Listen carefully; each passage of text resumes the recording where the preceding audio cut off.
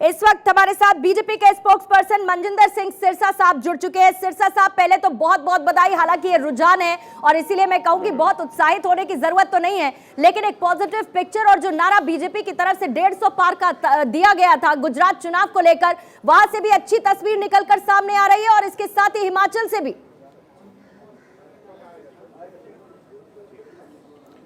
देखिए, बिल्कुल रुझान है, लेकिन आप एक बात समझ लीजिए, 10:30 हो चुके हैं। अब तक 3 से 4 राउंड की गिनती भी हो चुकी है और कोई एक आधे सीट में तो फर्क ऊपर नीचे हो सकता है, 2 का भी हो सकता है, लेकिन ऐसा बहुत मेजर अंतर होगा ऐसा कुछ संभावना नहीं है। और दूसरी बात, आपको इस बात का भी संज्ञान लेना होगा कि पार्टी बीजेपी की लीडरशिप जो बात करती है वो हवा में नहीं। अगर मोदी जी ने नारा दिया, अमित शाह जी ने ये कहा 150 पार, वो सच में 150 पार था। ये अरविंद केजरीवाल का आईबी की लिखत दे देता हूँ और मैं लिख कर देता हूँ हमारी सरकार बनने जा रही, वो वाला बातें नहीं होती। इसलिए आज आपको ये समझना होगा कि जो भारतीय जनता पार्टी के लीडरशिप है वो क्रेडिबल है। भारतीय जनता पार्टी की लीडरशिप जो है वो स्थिर है और वो जो बात कहते हैं वो देश हित में और वो बात कहते हैं जो सच है, ना कि नारा और रिटॉरिक जिस तरह की बाकी पार्टियां करती हैं कि हमें 150 सीट आएंगी, हमें 200 सीट आएंगी। कोई गुजरात में सरकार बना रहा था तो कोई हिमाचल में सरकार बना रहा था। आज उनसे पूछते हैं कहाँ हो, कह रहे हम छुप कर बैठे हैं रजाई में, अभी ठंड लग रही है, हमें बाहर नहीं निकलेंगे अभी। तो ऐसे लोग नहीं है कि जब बाद में ठंड लगनी शुरू हो जाए।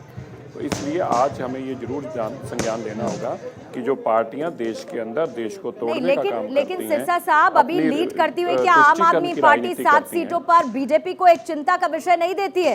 क्योंकि इस वक्त आम आदमी पार्टी तो देखिए ना क्या परसेप्शन बिल्ड कर रही है एक नेशनलिस्ट पार्टी के तौर पर। भले ही उसने सीटें खाई हो कांग्रेस की, बीजेपी को कोई नुकसान ना हुआ हो, लेकिन क्या एक चिंता की शिकन आम आदमी पार्टी का ये परफॉर्मेंस दे रहा है बीजेपी को?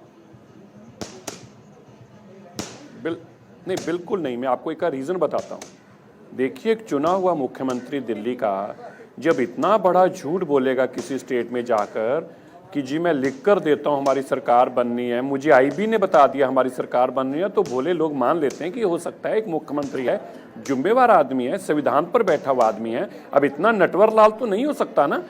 साधारण आदमी सोचता है कि यार ये बेईमान इतना नहीं हो सकता थोड़ा बता बेईमान हो, एक इतना नटवर लाल होगा कि कहेगा मैं लिख कर दे रहा हूँ सरकार बन रही है और एमएलए 4 आ रहे होंगे। और वो 4 क्यों आए? क्योंकि लोगों को कहा कि सरकार बन रही है।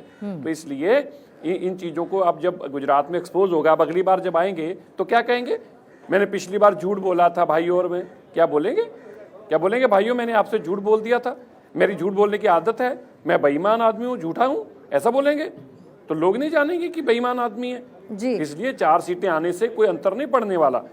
लेकिन उल्टा गुजरात के लोगों को पता चल गया कि जिनको उन्होंने 150 सीटें दी हैं, बस एक वही हैं जो सच की बात भी करते हैं और देश हित की बात भी करते हैं। आप सोचिए, कल्पना कर सकते हैं आप? ठीक है सर, अभी तो देखिए कल की जीत के खुमार में ही है आम आदमी पार्टी। सिरसा साहब, कल की जीत का खुमार निश्चित तौर पर आम आदमी पार्टी पर अभी चढ़ा हुआ है और इसके साथ ही गुजरात में आम आदमी पार्टी का परफॉर्मेंस क्या है